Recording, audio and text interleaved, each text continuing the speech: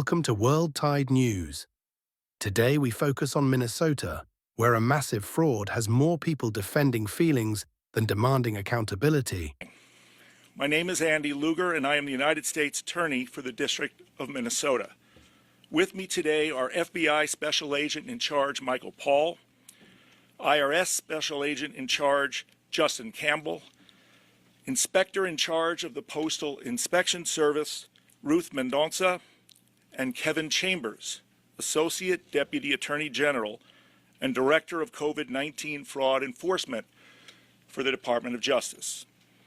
We are here to describe charges in what has become known in Minnesota as the Feeding Our Future fraud. You know, sometimes politics is funny. Not ha-ha funny, but reality is broken and no one told us funny. We just watched some 70 people, not 7, not 17, 70, get charged or convicted in what may be the largest welfare fraud in US history. But watch how fast the outrage machine turns on when someone insults Somalis, and how quickly it turns off when 70 or so people are charged with stealing $1 billion in public money. Suddenly, the volume drops, the microphones get quiet, the moral certainty evaporates. We are talking about the political and community leaders who claim to speak for the Somali community, including Congresswoman Ilhan Omar and a long list of politicians and activists who never miss a chance to condemn a tweet, but can't seem to find the same energy to condemn fraud on a historic scale. Islamophobic comments when it comes to people who are of Muslim faith or people who are black. We've seen him call African nations as shitholes, and so it's not really surprising. But what is weird to me is just how creepy he's been obsessed with me and the Somali community. People are afraid to get out of their houses. I am getting calls from my resident that I represent, city of Minneapolis, saying that, what should I do? Should I come out of the house? The ICE is here. They are going door to door. They are stopping folks on the streets, and they're not just targeting undocumented, they're targeting every Somali person. The saddest part is that when my daughter asked me, why us? Why is he picking? Why is he, single us out? Why is he calling us garbage? How do you answer something like that? The fear among the Somali community is real. This mall, if you come to around noon, nobody's here. It is deserted. Every business is closed, and it has been like this for the last 3 days. And we are really, as small business owner, I'm scared that people are not showing up to buy from me. And I am I don't want to close my business. And this community is full of fear. They don't want to come out, and a lot of businesses are closed. They are not able to come and work and pay their rent. So I don't know what's going to happen. The future today, as of today, the future doesn't look bright. Let's start with something simple. If you want respect for your community, you must also defend its integrity. You cannot demand fierce outrage over rude, derogatory, and offensive remarks from a president, and then offer shrugs and silence when tens of millions of dollars meant for children's meals are stolen. And yet, what did we all hear? The president said something mean, rude, derogatory, and offensive about Somalis. Instant outrage. Emergency press conferences, community leaders explaining how offended they are. Trump's remarks have gone beyond American borders. In Mogadishu, residents condemned Trump's words as racist and offensive, with some changing their view on America completely. Trump's comments are a blatant offense to Somalis.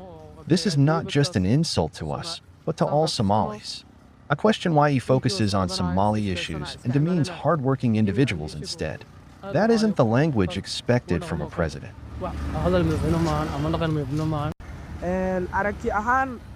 My view of the U.S. and living there has changed dramatically.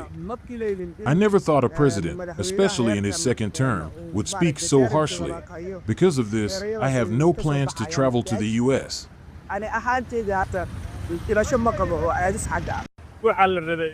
This is intolerable. Trump insults Somalis several times daily, calling us garbage and other derogatory names we can no longer They tolerate. are.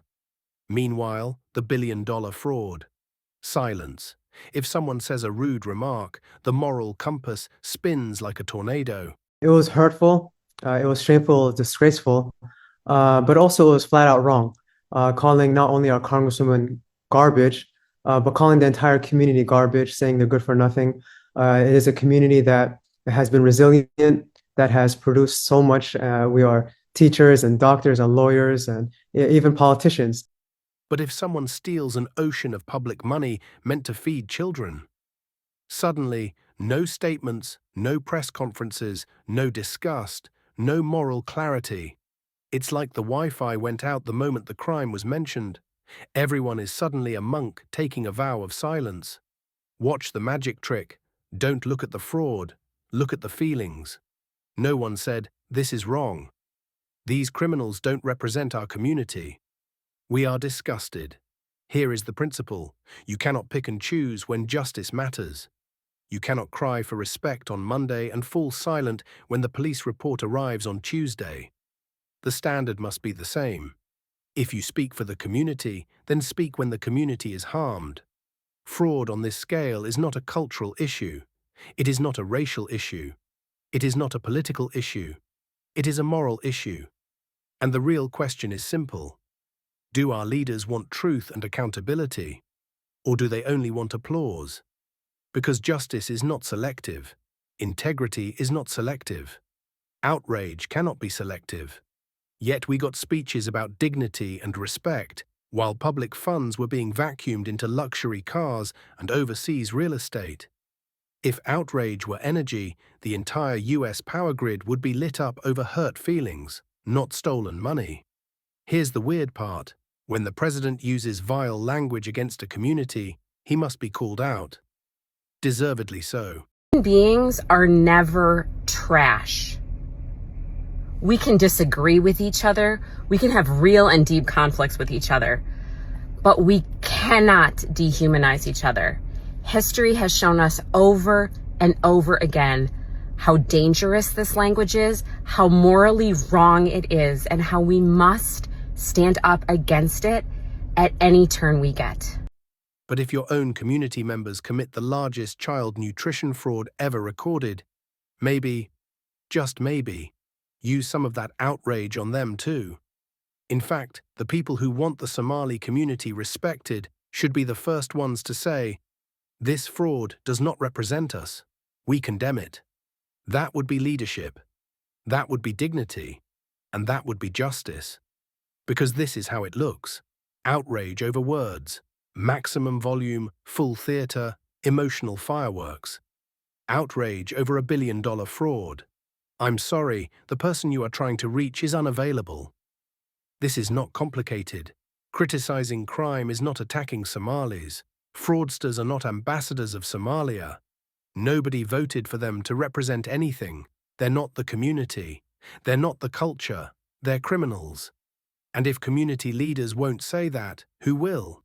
You can walk and chew gum at the same time. You can condemn xenophobia and condemn billion-dollar fraud.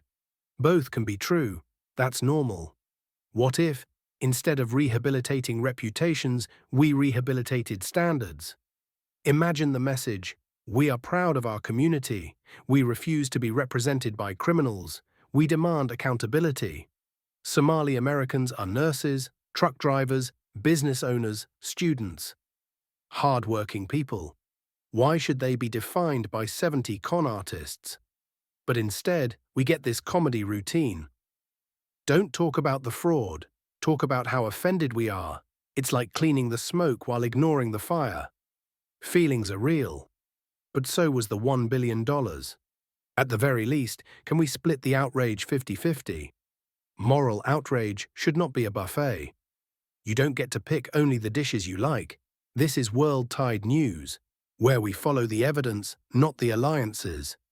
If you value staying informed about the forces shaping our world, please share, like and subscribe.